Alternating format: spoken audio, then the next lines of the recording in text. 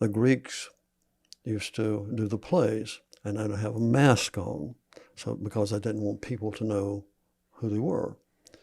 And they were called hypocrites, or false faces. Right. And to me, that's what a master manipulator is.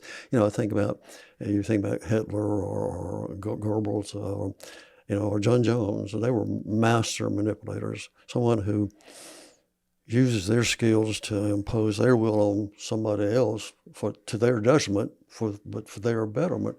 So to me, that's what I thought about a master manipulator was. And I still think a hypocrite, to me, is a suitable term because it is a false face. Mm-hmm. You don't want anybody to see who you really are. Right. And to me, that's what the term hypocrite means, is that false face. You can't know me. I'm saying one thing, but I'm really something else. Welcome to the Miracle Hill podcast, where we share raw stories and have honest conversations that display the anatomy of God's grace here at Miracle Hill Ministries. We hope that these conversations uplift, encourage, inspire, and deepen your walk of faith, and expand your compassion for the last, the least, and the lost.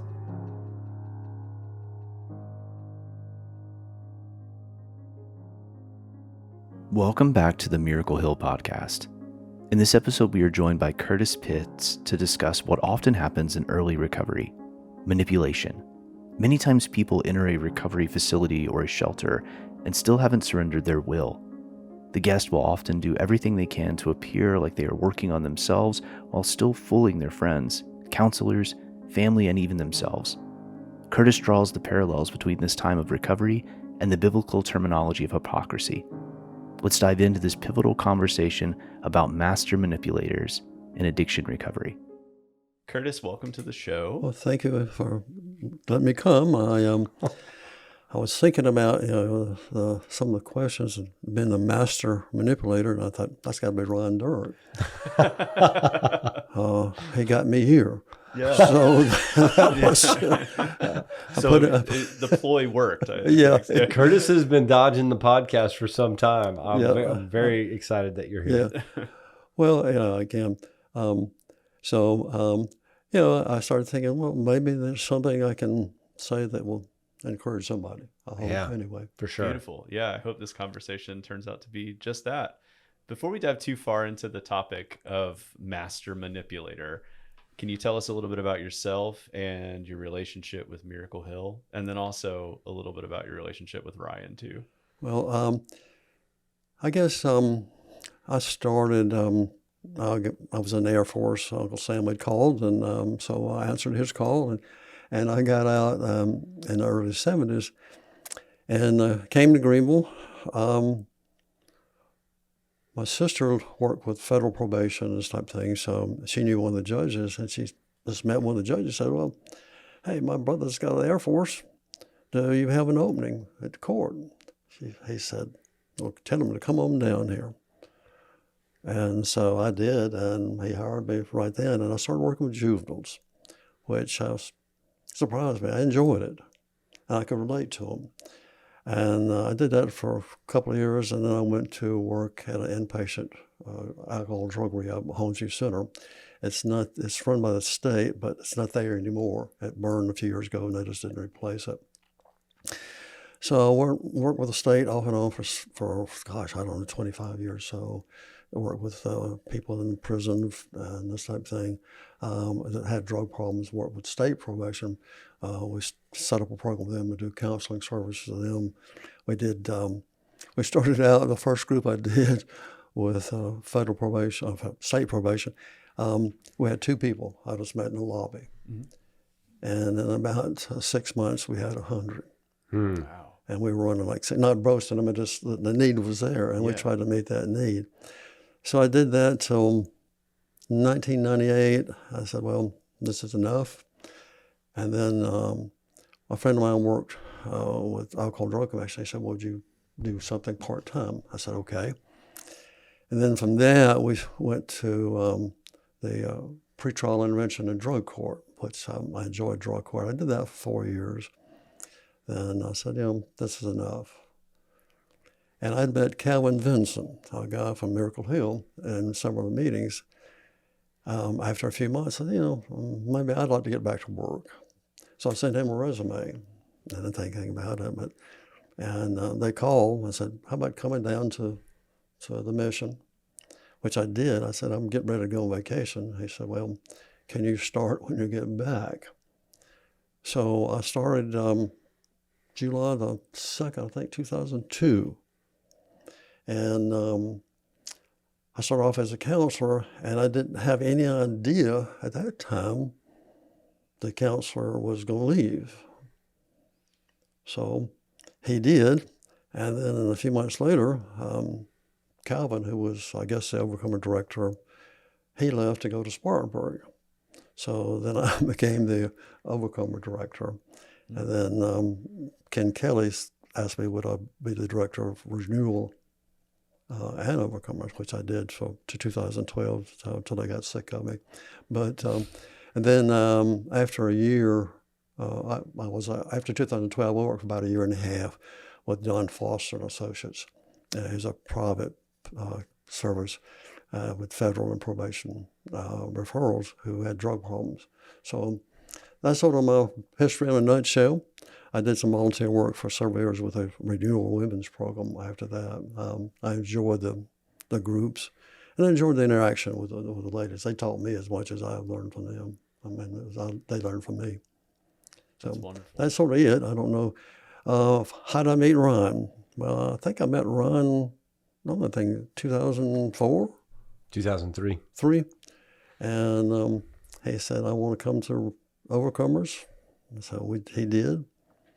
And it was something about Ryan. I just, you could tell Ryan was very intelligent, observant. He drank the program in. Enjoyed him there. He's good at drinking in things. Yeah, well, drinking something paused, the appropriate punch, I think you would say. But he that might have been a bad choice of words. But I think it was an appropriate choice of words. but he did, and no doubt, and we've kept in touch since. After he got out, he came back a second time. But there was just something about Ron, and again. I know before I left Miracle Hill, I told Reed, I said, that's the person right there. There was another guy. Unfortunately, I was wrong on him, but that's the future of Miracle Hill. Mm. And I'm glad it turned out that way. Yeah. I imagine that's not something that you experienced often. No. Yeah. No, it was just, he had the abilities that you look for and you want to see, but he had that desire. I think he had a desire to know God. That was the biggest thing. And he wanted other people to know the same thing he had. Yeah. So we just stayed friends over the years, and I hope we still are, even though he got me here. So I think we're glad you're here. That's for sure. Ryan has said that you've been in the recovery game for many years, and obviously by your introduction, that is true. He mentioned a story about seeing someone in front of your window. Ryan, can you tell us that story, and then we'll have Curtis talk about it. We were standing in your office one day at the rescue mission, and I don't remember what we were doing. And outside your window was a guy, shambling down the streets, and you knew him. You said something to the effect of, I've known him for 30 years. Oh, yeah. And he's been shambling down the streets the whole time. And it was a very poignant memory for me that, the risk of not doing something different is that you stay in it. Do you remember that? I do now. I was trying to think when I saw the statement earlier. I kept in touch with him for years, and he just would come close. He would I'm thinking and I told him, I said, I've known you for all these years, and you've been thinking all these years, and here you are. And I said, I'm not being judgmental, but you've still got time to change. Don't know if he ever did. I really don't. and I lost touch with him. I'm sure by now, at my age, he's probably passed, but I hope he did before he passed. But I knew him. I knew his mom, and he would do something for a short period of time, but not very long. Yeah, I don't think it's the same guy, but I remember another gentleman who was on the streets of Greenville for many, many years. I'm assuming that he's passed at this point. I'm not going to use his name, but his nickname was that of a famous country singer. And he came through we finally talked him into coming into the program. And he came in the program, and the day he graduated, he walked down the street to the liquor store, which is just a few blocks away, and like downed a whole bottle of liquor. Like, this is moments after he's graduated. And he came back and he sat down on the bench outside of Overcomers. And, you had to ask him to leave at that point. And I didn't see him for like 6 years. And then one day I was at the guest information center at the rescue mission, and he came up to get a sandwich. And I thought, man, made it all that and then just turned around and literally drank it away moments later. Yeah, I remember him. He has passed away. He has passed away. I kept in touch with I think it was his brother, who was not in addiction, and he told me he'd passed away. Yeah, this young man that we're talking about, he was so talented and with music and could sing and play the guitar. He could have made a living doing that. He could have, for sure. He just could not. It surprised us. We were thankful to God that he stayed. But I remember he had one of the most emotional graduations. Yeah. I remember the song he sang. He says, "Mama, you don't have to worry about me coming home tonight," and all this kind of stuff. It was just people were out in tears. And like Ryan said, as soon as the graduation was over, he went out and got high again. What does that do for, like, the two of you? You both have had a similar experience. Counseling, many similar experiences. What does that feel like to have labored for someone and then to see them just continually make decisions that lead them in a direction that's the opposite of what you'd hope they would go? Well, for me, it's certainly sad. I always would think, and I would sit down, okay, what didn't I see? What didn't I address? What did I miss with him? I thought, well, all right, what did we fail him? Not accepting his blame, but I wanted to know what his program was. That was just the way I looked at it. All right, was there something that I missed? Right. Was something this program didn't do that we should have done? Should we have recognized something somewhere? I tried to get him to come back. I don't think he ever did, as far as I know. I don't remember ever came back. He came back to the shelter some and cold weather shelter some, yeah. But no, he never came back to the program. So that's about, did there something that he was trying to tell me that I missed as well? I was the director at that time. Did I miss something? I would add to that. It's the difference between head knowledge and heart knowledge.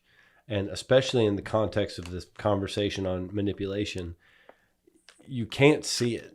Yeah. Right? Like, people become institutionalized, no matter where they are, whether it's high school or college or, in this case, a recovery program. And especially somebody who has lived in an institutional kind of setting as respites from the storm of life, right? So people go out there, they run real hard, then they come into a program or they go into a jail and they learn how to go along to get along, which would include learning the right things to say and the right things to do. And so I used to, Kurt's probably laugh at me, he probably did the same thing. I used to think I knew who was going to be successful. Okay. Like I'm a great judge of character. I feel like I have the spiritual gift of discernment. And I would look around the room and I'd be like, yeah, that person is going to be successful and that person's not and that person is. And what I found is that I was wrong more times than I was right, because you cannot see when something's gone from somebody's head to in their heart. You can only see through their behavior across time. So I stopped guessing. You're just never going to know. No, you could certainly get some feedback as, all right, what kind of plans have they made? Do they have a support system? What did they do over here? Did they get to mentor? Did they do those things that they needed to do? Aim with all that. It gives you, well, just maybe, but I agree with that. You can never tell. Yeah. I know when I worked with the state, there's a guy came in, and it wasn't about me. He looked like he was going to die the next minute. Mm. And I told my secretary, I said, this guy's going to make it. And she looks and says, what are you talking about? I said, from what he spoke to me and the things he said, and I said, he can make it. And he did. Now, again, of how long, I don't know after I left, but he was working. He was paying his debts. He was back with his family. He was doing the things he needed to do. But that's one in a million of being able, I could never tell if somebody was going to make it. I mean, you want them all to make it. It doesn't happen, but you want it to happen. And if you think he's not going to make it, you want to be wrong. Yeah. There's a famous question that gets asked at Overcomers to this day. And, Eric over at Overcomers and Brad ask it now. And before them, Mike Carlton asked it. And before Mike, I asked it. And before me, and the trail goes back to Curtis is the first one that I remember hearing ask it. But the question is, what are you willing to do to change your life? Right. Like that's the question. We can interview somebody and ask a million different things, but that's the main question. And the answer you're looking for is anything. Right. Right? Like that's the right answer. But it's easy to say that answer when your hair's on fire. Yeah. It's harder to walk out that answer when you're feeling good about yourself and your life's back in working order. And then maybe anything's maybe a little bit too rich of an equation. Yeah. And again, as I know that goes to another question, I'm getting out ahead of time, but one of the things that always concerned me is about after the first 6 or 8 weeks of the program, when they started feeling bitter, a lot of them wanted to leave. I've got it made now. I'm feeling good. I'm not drinking. I've got it made. I'm ready to leave. And that was always a concern, that we wanted them to stay in the program. But that was, again, I've got this thing made now. I know what I messed up, and I can do it differently now. I'm different now. And certainly they would go out and fall on their head, unfortunately. Yeah. You're just at the cusp of where the hard work really starts to begin when you get ahead of yourself that way. I think all this that we're talking about really leads into this next question of what does the term master manipulators mean to both of you? Who wants to take that one first? Would you like to go? Well, I don't care. I looked at the question a lot and master manipulator, and I started thinking about it. I'd looked at this in the past, and I looked at in a year, and probably before Christ was born, the Greeks used to do the plays, and they'd have a mask on, so because they didn't want people to know who they were, and they were called hypocrites or false faces. Right. And to me, that's what a master manipulator is. I think about Hitler or Goebbels or John Jones. They were master manipulators. Someone who uses their skills to impose their will on somebody else to their detriment, but for their betterment.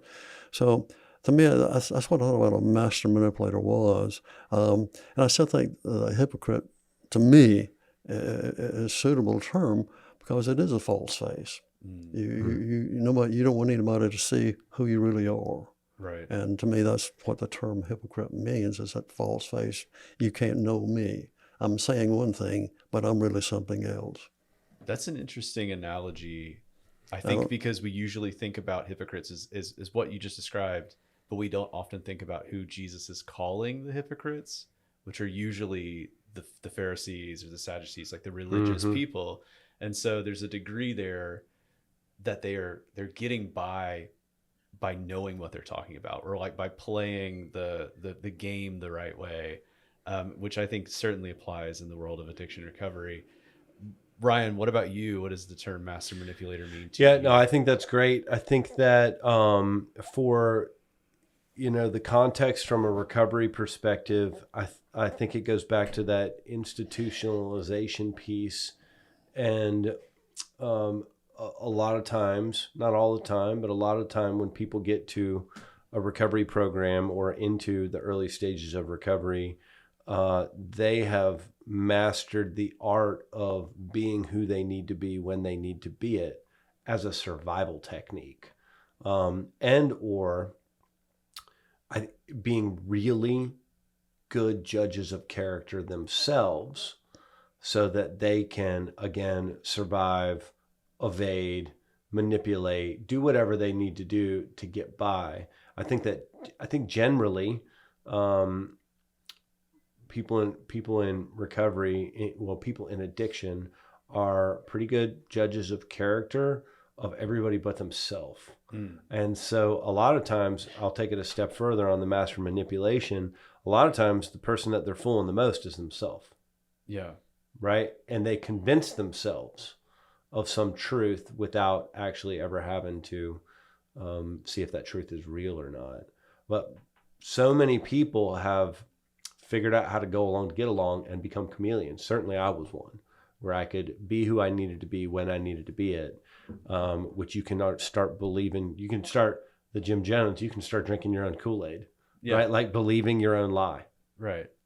Do you think that, I mean, certainly that's a survival technique to try to cover up the activity that you're doing so that others around you are not aware of it, but maybe it's even more internal in the sense of like you're trying to convince yourself that you don't have a problem as well too.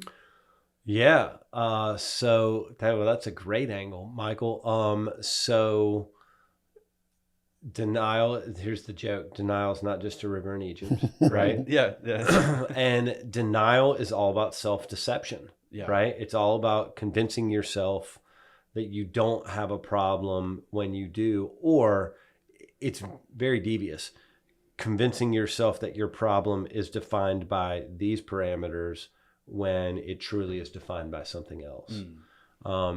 It goes to the point of thinking, I'm an addict, not an alcoholic, or as long as I just smoke a little bit of weed, I'm good, right? Like there's various levels of denial that people self-sabotage themselves with and don't realize it. Yeah. And to your point, Curtis, that's when they get to that certain point where it's like, there's still more to go. You haven't totally unmasked yourself at this point. Yeah. And like Ryan said, I think most people like that are very perceptive. Mm-hmm. They can perceive who they can manipulate, and they look for them and they seek them out. And it's easy for them. To me, I think that most manipulators are covering up weaknesses in their own life. It's things that they don't want to deal with. Mm-hmm. And so, but they're very perceptive, which family member, which friends, or whoever it might be, that I can control and use. Yeah. And you ever notice, most manipulators will not stay in one place very long. They will go from job to job, from whatever relationship to relationship, because they don't know how to have relationships. They can manipulate so long, and then they get found out. Yeah. You get spotted, and suddenly the veneer is gone. Mm-hmm. And that, of course, traces you, it follows you into your recovery program. So let's take a moment here, and just from the perspective of someone who's in recovery, what does it look like to enter a program like Overcomers for the first time? Yeah. It's scary, but it's a break from the storm. So, I mean, even jail is a break from the storm. So there's something that is rewarding about that, to be able to take a deep breath and feel safe for a moment. I think it depends on the person coming in and their internal reasons for coming in, whether it's, going back to the manipulator thought, if the courts are telling you you have to be there, it still may be a break from the storm, but it may be something you have to get through rather than something you want to do. Right. God can work with that regardless, but your chances of starting out from a position of manipulation are probably higher. I think that if somebody earnestly wants recovery, their fear is not about being there, right? Like whether it's a shelter or a jail, they're not scared of that. They're probably, have been in much worse places. Right. But they are probably scared of whether or not they can actually live a life sober. And what happens when I do take the masks off and come face to face with myself? Am I brave enough to do that? That's a hard thing. Yeah. Yeah, I agree. Because they've had that mask so long, what do I look like with it off? Mm-hmm. What does life look like with it off? And they are afraid.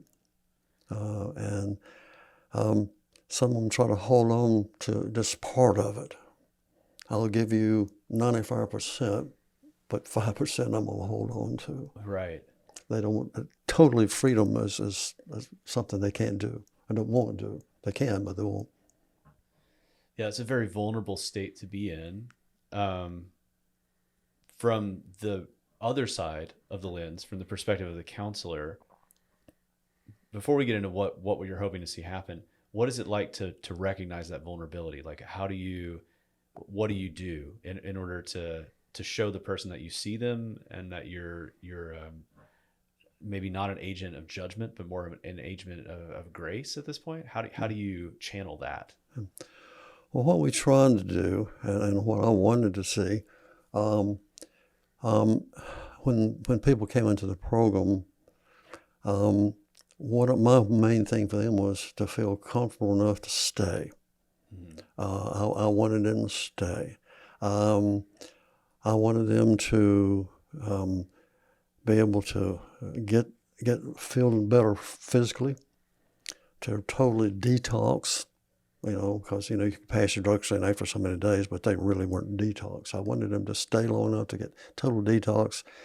I wanted them to start eating some meals, being able to rest, worrying about what's going to happen to me tonight, and feeling safe.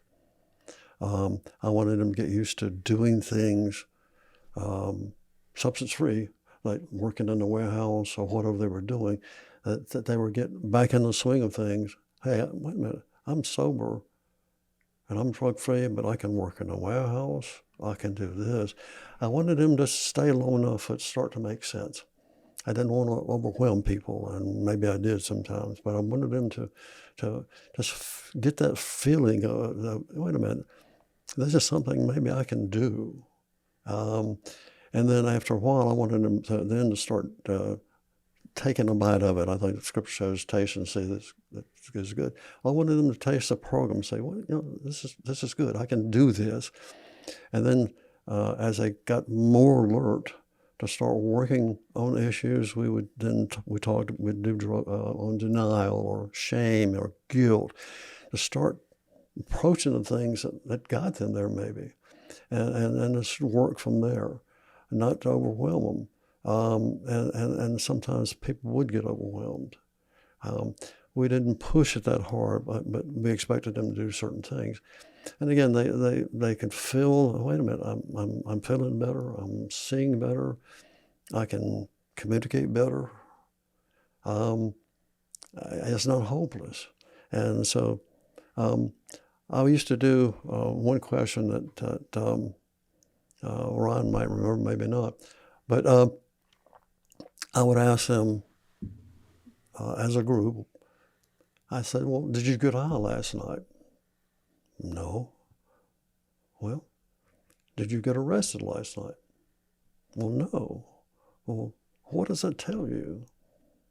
Well, it says to me that in the right place with the right environment, you can make good decisions.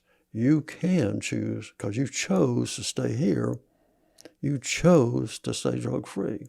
It says that you can, and it should tell you that you can do this in the right situation, right environment, if you keep working like you're doing now. So I wanted to put that in their mind that, hey, this is something, just remind them you can, and you're doing it right now. Yeah. I think as a junior counselor many, many moons ago, the tool that I used more than not was my own testimony. Hey, you're no more tore up from the floor up than I am. Right. And if I can do it, you can do it. And for people to not feel alone in that, right?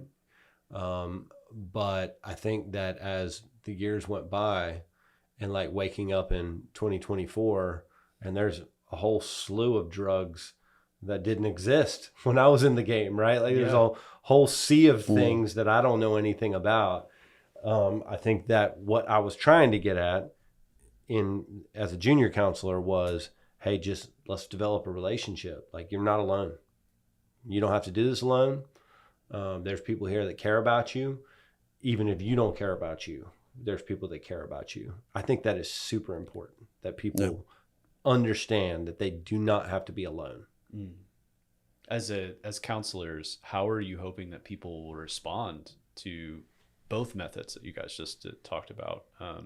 Seeing that they're not alone, taking it one day at a time. How are you hoping that they will respond to that? Well, again, I hope they'll respond to me, a positive way, that they stay, they start asking questions, that they can start feeling important. They can make statements like, yeah, I think I can do this with God's help. I can do this. So I want them to respond like that.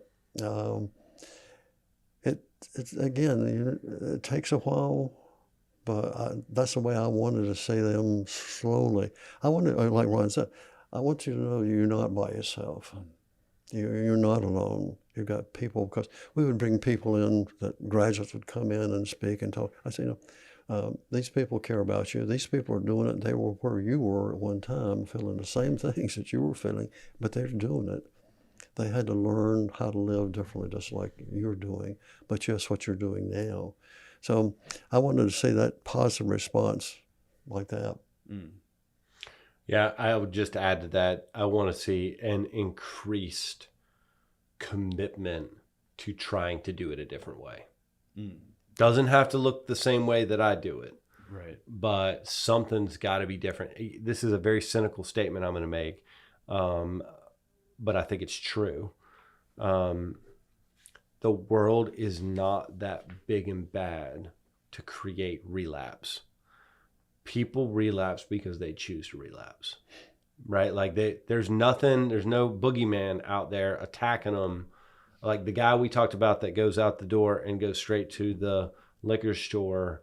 The liquor store was not the Pied Piper or the sirens, if we're keeping with history. Curtis is going history on us. That man never made a decision to not drink. Period. Right.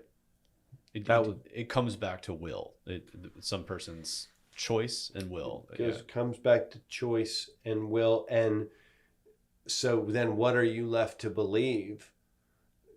That either the world is big and bad and took somebody, or they were manipulating themselves and others along the way. Oftentimes, probably themselves. Yeah. In a form of denial. Yeah. That could be a hard pill for some people to swallow, but I think that's a good way of looking at it. When it gets into the dirty work of recovery, and you're a counselor and you're leading people, hopefully out of that state, is it easy to tell the difference between the people who are genuine or the people who are master manipulators? Which I think we kind of mentioned this a little bit earlier, but I kind of want to go into this a little more. How it seems almost like from earlier, it's like in retrospect that you can see the ones who maybe had the heart that was genuine, whereas the other ones who maybe didn't. But are there signs, are there indications that maybe this person's on the right way or the wrong, or what path they're taking? I'll be up front. I could not, when it first came in, I could not tell who would make it and who would not. And in some cases it becomes clear about what they do in a few weeks, and that's sort of no-brainer there. But up front, I couldn't. For me to say yes, I could tell up front that so and so was good. I could not. Yeah, I mean, the only even moderate predictor would be how hungry somebody is to do something different. Like, are they doing things because that's the assignment they've been given, or are they saying, I really want, what else can I do? Yeah. That's some level of predictor, but that could be manipulation too. There's no way of knowing. Yeah. So even someone who, you know how there's like the type of person who's very overzealous and like excited about everything. So that could easily be seen as a positive or a negative depending on the person, right? Like they could be doing everything the right way because their heart's genuine, or they could be doing everything the right way because they're just trying to get by. And that's kind of an alarming reality, I think, when it comes to addiction and recovery. Can I add to that? Sure. So, I learned from the GOAT, Curtis, sitting beside me, how to counsel men. Okay. And so I picked up a bunch of his tactics. Uh-oh. Okay. That's sort of scary. And some of the tactics are designed to expose those things that you're describing. So I'll give you a for instance. So many times we would have guys that check in, or gals, and they grew up in the church and they know the Bible.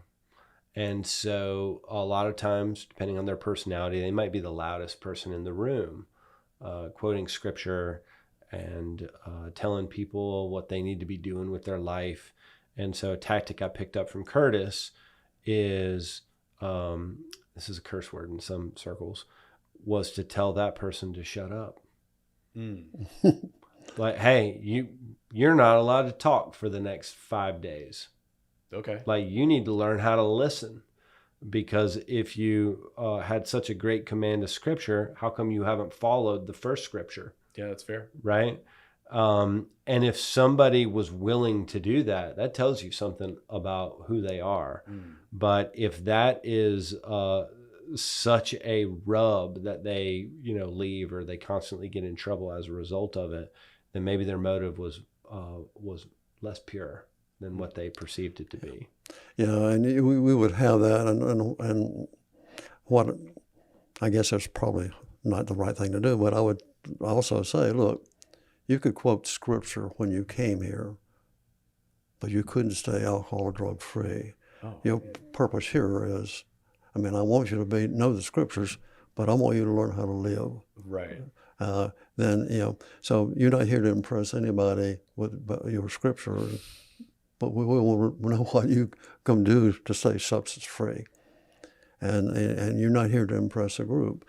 And I'm getting way out of hand, but one thing I would say is when they would start trying to impress people, I'd say, all right, look around. Where are you at? Well, I'm in the Overcomer program.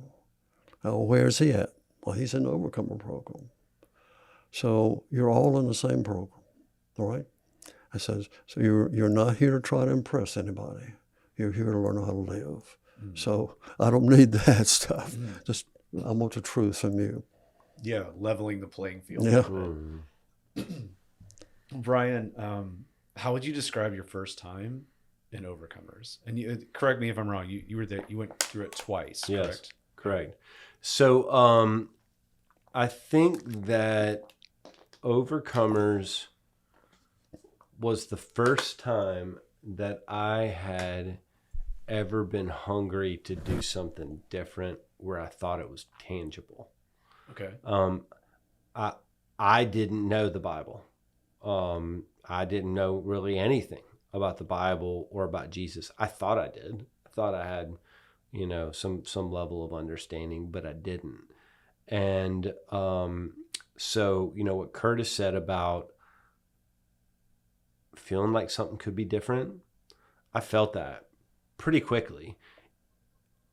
I think that I would point exclusively to the very judgmental, non-judgmental nature of the overcomer counselors.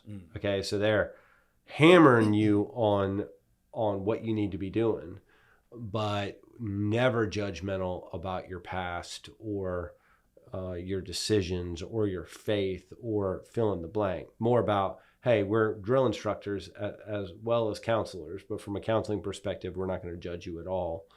And I felt very quickly that people cared and were listening. And man, that was a game shifter for me, to feel like I had somebody who earnestly wanted what was best for me and was willing to listen to my garbage and wasn't scared of it, no matter what it was, no matter whether it was a crime against humanity or was some deep question about the things of God, but would just sit with me in the garbage. And so, man, Overcomers was great. I was hungry, very hungry. In returning on your second time, did you feel all the same emotions, or was there a degree of shame maybe coming back into it? Or I felt a deep sense of shame, not because of anything anybody did, but just because I wanted to be perceived a certain way that I felt like I instantly was not perceived. I think that going back to what we said 30 minutes ago, the difference between head and heart. So Overcomers the second time, I could have taught any of the classes, right? There was an education piece. Right. I knew what the Bible said. I knew what recovery taught. I knew the answer to every question on the test, but I hadn't applied it. So it was much more a deep dive into why rather than what. If that makes sense. Yeah. It was more challenging. And because there was monotony, right? Like, I'm sitting in a class that I could be teaching, that I know every answer to, right, but I didn't apply it. So I have to sit through it, and I have to hear these other people that, from my perspective in the moment, I have to hear them wrestle with things that I don't need to wrestle with. Right. I know the answer, but I hadn't applied it. So it was more about what was going on in my heart than my head. That's probably, and I've never articulated that before. I think that is the difference between the two experiences. Experience one was head focused. Experience two was heart focused. Yeah. And you would have considered yourself in the first round a master manipulator. I would consider myself, as we sit here and record this podcast, a master manipulator. Okay. Yeah. Do I have the ability to scam everybody around me? For sure. You don't lose that skill set, right? Like, once you've gotten it, you've got it. Yeah. Matter of fact, so I don't think you have to be in recovery to be a good recovery counselor. But I think that one of the traits that makes someone who's in recovery a good recovery counselor is that what's the best antidote to a master manipulator? Another master manipulator. Yeah. Right? Like, it made me very effective, to Curtis's point earlier, at smelling out where people were being disingenuous. Okay. And to this day, I feel like that is a gift. Would you agree with that statement, Curtis? Certainly. Okay. Certainly. Yeah. Yeah. The second time with Ron, again, I didn't feel like he needed to stay there, but he did. And by listening and applying, I think that was a key. I used to use down-to-earth demonstration. I say, if I have a paintbrush and I get a gallon of paint, what has happened I've bought them, and now I take them home. What has happened? Nothing, because I haven't applied it. You're here, and you're hearing these things, but if you don't apply them, you can go home without applying anything, and you're not going to be any different. You'll be sober for 6 months or 7 months, whatever it might be, but you haven't applied it. And if I don't apply that paint with that brush, it's not going to get on the house. So you have to apply it. Yeah, when Curtis asked me the first time I sat in front of him, what are you willing to do to change your life? My answer was anything. It wasn't an honest answer, but I didn't know it wasn't an honest answer. Right? Like I was not aware. Yeah. I was in denial. I was manipulating myself. And then I went out and stubbed my toe, so to speak. And when I came back the second time and he said, what are you willing to do to change your life? I said anything, and I meant it. And I was willing to do anything. Wow. There was not something that I was asked to do that I did not do with excellence. Right. Yeah. Wow. Okay. One of the questions I would usually ask when somebody returned is never be judgmental, but I say, okay, I want you to think about this. What were you not doing that you needed to be doing? And what were you doing that you shouldn't have been doing? I want you to take a look at that and figure that out, and then let's talk. And I think that was the issue, is that there's some things that they had dropped off, had gotten involved in living, so to speak, and they forgot what's keeping me sober. So what were you doing that you shouldn't have been, and what were you not doing that you should have been? I don't know if that makes sense or not, but that was... No, that makes a lot of sense, yeah. Because again, it's like, it's that whole conversation about the head and the heart. It's one thing to know it, it's another thing to apply it, and to really internalize it and actually work on it. How frequently was it that you would witness someone returning to a program? Like I guess a better question was, how often were people successful after the first time as opposed to returning and finding a degree of success the second? Well, and that's something that, to give you a definite answer, we did our best to follow people for a year or longer. And we knew, we would check with families, with probation officers, or anything we could check with to make sure. And I think it was running somewhere like in the 60% range, I think, that they were after the first year. And then some of the people who had fallen had gotten back up, and so and didn't use again. Now, where for the number or percentage that came back to the program, I have no idea on that. I don't know. It's a lot. Yeah. I mean, there's always this in recovery circles, this question philosophically, is relapse a requirement for recovery? And you can have a long conversation about what that means. The answer is no. Right. A relapse is not a requirement for recovery.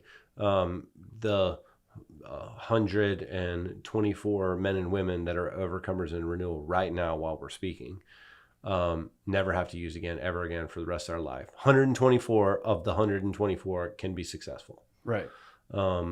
Is it often a part of someone's story? Unfortunately, yeah. It's often part of someone's story. And there's a lot of people that come back, and, you know, Curtis's job or my job when I was in the chair is to figure out, is coming back here the best choice for you? Because sometimes a change of venue is a good thing. Right. And coming back to the same program is really, you're just trying to come back to something that you're comfortable with. Yeah. Yeah, that makes sense. The renewal ladies had a reunion a few weeks ago, and I went. And a lady pulled me aside. She said, "Do you remember me?" And I said, I'll be honest, I don't. She said, "Well, you were my counselor in 1990. And I didn't, really stop using whatever, but now I'm in renewal and I'm trying this time." Really? Yeah. I thought, well, I'm glad you're here. I'm sorry that you didn't. But I think she was serious. She said, yeah, I've done all these other things, but I'm committed to renewal. And so I hope I'll try to follow up with and see how she does. So I thought that was what, 30 years ago or 40 years ago. 35 years ago, for sure. If and I'll target this to Curtis, if so many of the men and women that we work with are master manipulators, how do you go about telling them about Jesus? Like, how do you get past the facade? How does that, what do you do to transcend that, you know? Well, one of the things I tried to do, and like I said, where I was always successful, I'm not sure, but I tried to not give and there's some, up front, okay, I know this song.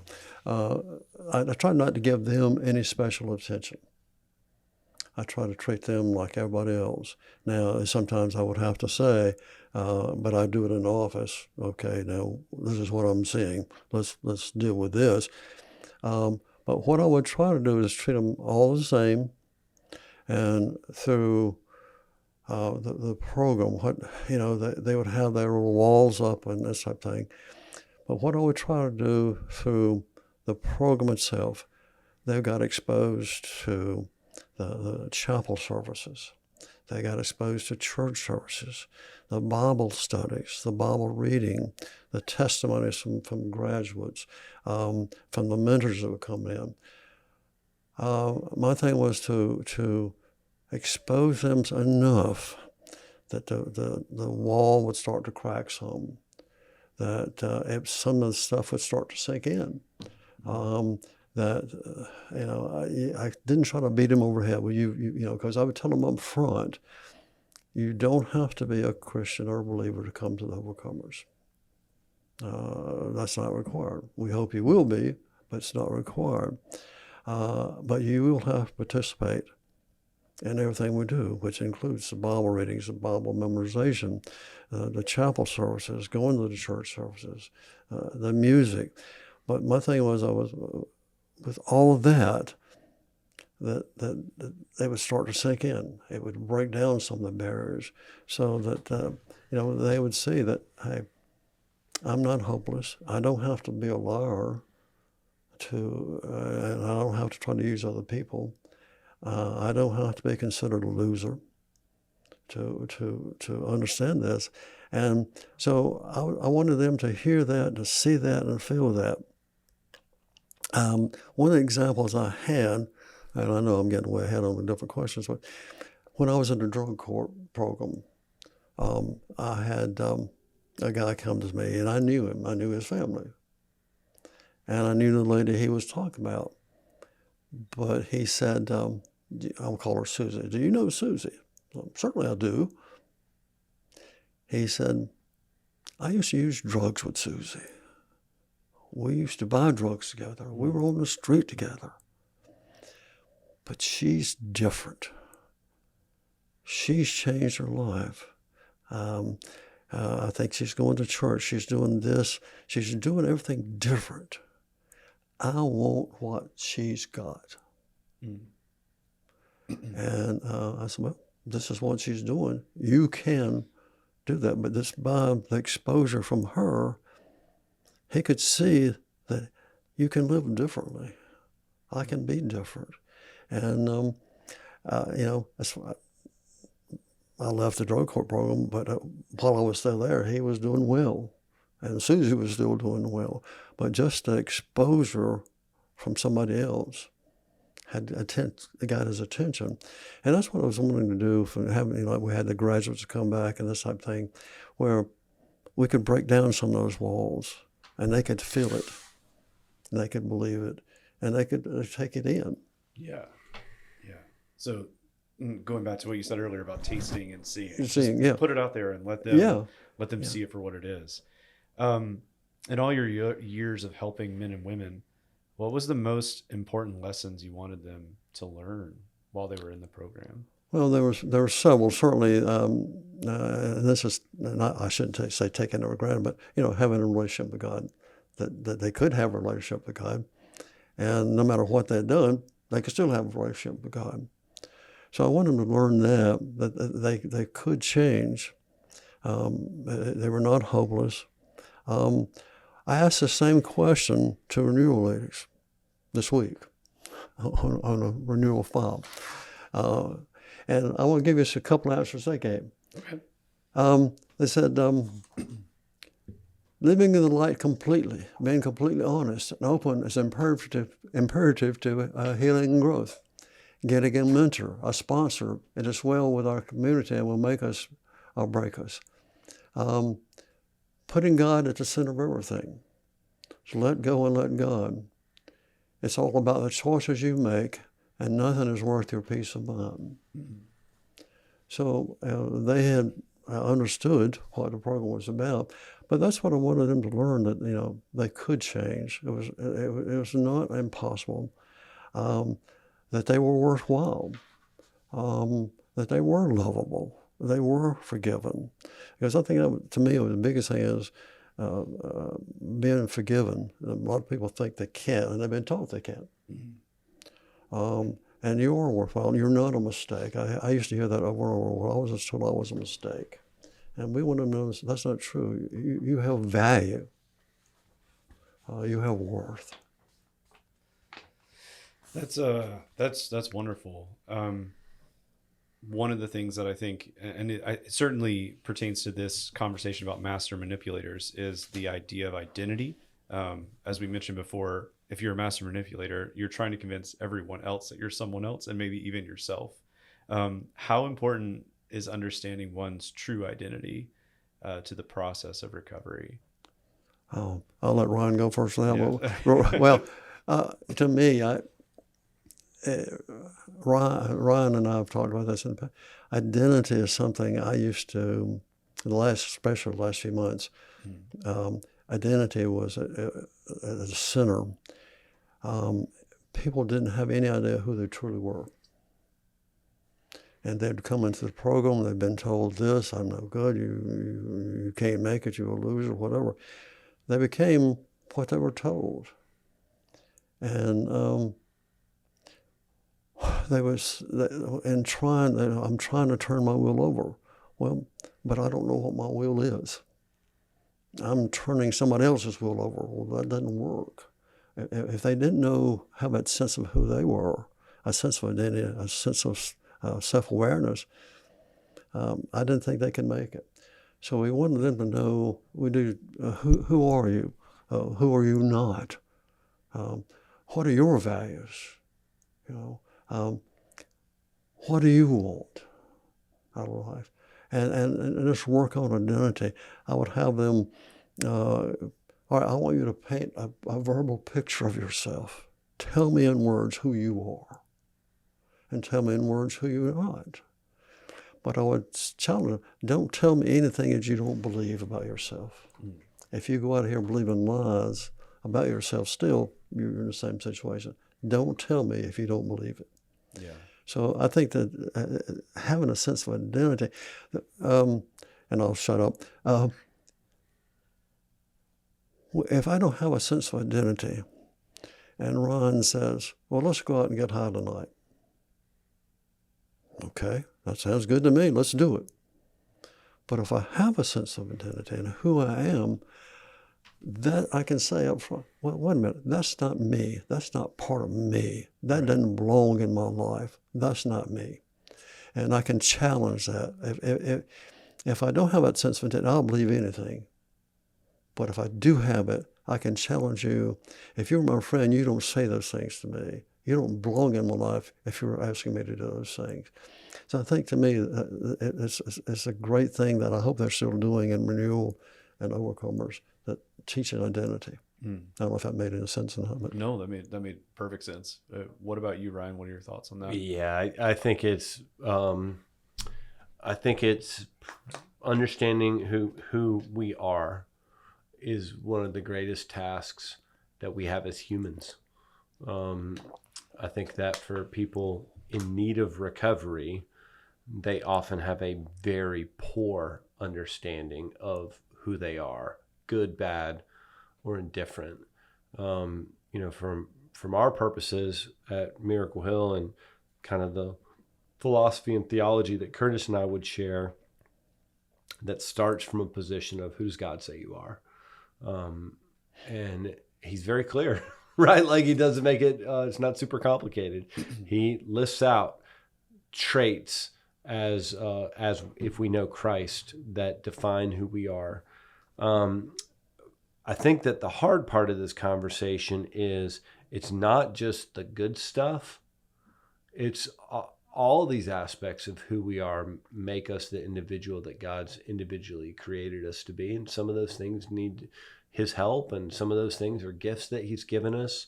When I got to Overcomers, I had not a clue who I was. I was whoever I needed to be to survive, which led me down really dark paths. A lot of paths that I do not cover at all in the book because they didn't serve a purpose. They're just too dark to mention. I feel like in the church today, there's so many people that have gone through their whole life and really have no clue who they are. And that leads to all kinds of false beliefs about who we are and who God is. And I think it's for anybody who wants to live a healthy life, whether addiction is part of your story or not, really getting on your face before the Lord and asking that question and doing the hard work to figure it out is super important to be healthy.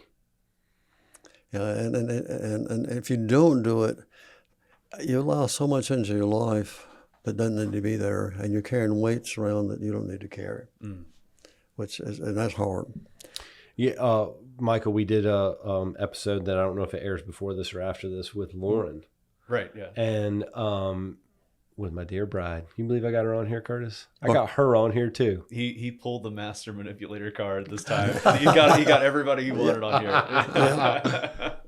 But what, when Lauren talks about before she and I started dating, her experience with me was from a position of, I knew who I was. Maybe for the first time in my life. Like I knew who I was. I knew where I was going. And I just frankly didn't have any time to, because I was behind. I'm 15 years behind everybody else. Right. And so that's what she was. It wasn't a prideful self-confidence. It was a Christ confidence about the direction that he had me going. Right. Man. And when Jesus is driving the bus and you're secure in him, man, there's no telling where it'll take you. Yeah. It might even make a few frequent stops, Yeah. along the way. That's interesting. Yeah. I think, especially in the context of this conversation, I think that's something that everyone should take away is like to really get on their face, do the hard work and discover who they are in Christ, both the good and the bad. Because even out of this conversation, the concept of being a master manipulator may not entirely be a bad thing, right? Like it could be channeled into a good usage if that is a gift that God has used for a certain purpose. I wonder if churches could use a course like that. If any churches do that. That, like Ryan said, people go through their whole life and never know. I used to ask the question, who are you? And they would tell me what they did. It was not, I'm this. This is what I did. This is what I do. And again, I don't know, maybe not knowing that keeps us from really having the joy that we could have, I think. Or not knowing that means you're maybe living somebody else's life that God didn't intend for you. Right. Yeah. To your point of wearing a burden that's not yours to wear. I think that's you become somebody else. Yeah. And even if you have success, if you're somebody else, someone else is getting the joy and you're not. Yeah, Curtis, you used to say in group, you'd say, I'm going to do my best, Curtis. Lord. I've asked a lot of people, And I don't think anybody says in third grade that they want to grow up to be an alcoholic. Right? Like, Right. Yeah. that's not who you think you're going to be when you grow up. But if you don't do the hard work and figure out who you are in God's economy, then there's no telling where you wind up. Right. That's a brilliant catchphrase, by the way. The third grade comment. I'm gonna steal that for another time at some point. Curtis, just to wrap this conversation up. And we will go to overtime. I'm charging Ryan by the minute. Yeah. We're on the clock. We're on borrowed time. What would you say to someone who's listening to this podcast right now who may be struggling in their addiction? How would you encourage them? Well, I think the biggest thing I would say, several things, is that there's help available, and there's no shame in getting help. The shame is not getting it. A lot of people would tell me, well, I didn't want so-and-so to know that I was addicted. And my thing was, they all knew already. Mm-hmm. You were the only one that didn't know. Mm. And so you weren't fooling anybody. Get help. They can't live your life for you. They aren't going to jail for you. And they aren't going to die for you. Get help. There's help available. It's free. Well, I've got to support my wife. Well, you're not supporting your wife now. They're supporting you. No excuses. There's help available. Get it. And I would say to the families, you're done helping this person, whoever it might be, son, daughter, whatever, by bailing them out. You can't buy their recovery for them. You've tried. You've gotten them out of jail. You paid their fines, and it doesn't work. So stop doing that. Make them be responsible. Son, daughter, we will help you. We'll help you get help, but we will not force you financially any longer. And cut off that means. Because to me, as long as they have an out, I don't think that they're going to change. They don't see the need to. It's when there's no other options that they can change. So my thing is, I want them to know that there's help, and you don't have to live like this. Right? It's just not a life sentence. So reach out for help. Hey, I need help. Call. Get the numbers. Go see, whatever. But that's help. So don't put it off. Don't let the false pride and the shame keep you from getting it. That's great. Thank you so much for being on this episode, Curtis. And hopefully we can find a way to get you back in here again for another conversation. It's strange. I had to go back and think. Things back in it's been 12 years. Mm-hmm. And we're back in the closet of mine.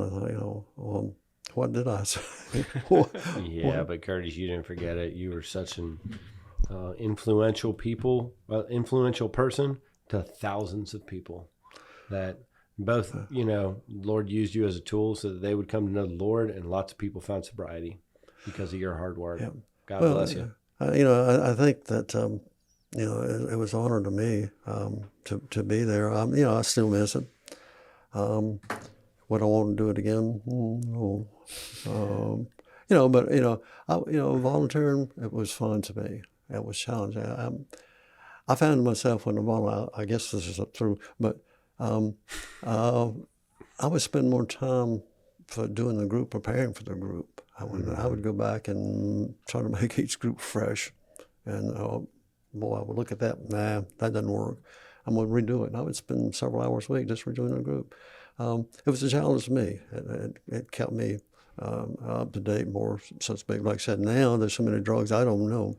Mm-hmm. I hear so-and-so, I don't know about that one. Yeah, really. All right, thanks for coming on, Curtis. Okay, thank you. Bye, everybody. Thanks for joining us on the Miracle Hill podcast. If you enjoyed this podcast, please like, subscribe, and share on your platform of choice. You can also visit us on our website, miraclehill.org, to find out more about us and how you can support us in our mission. We can't wait for you to join us again next time.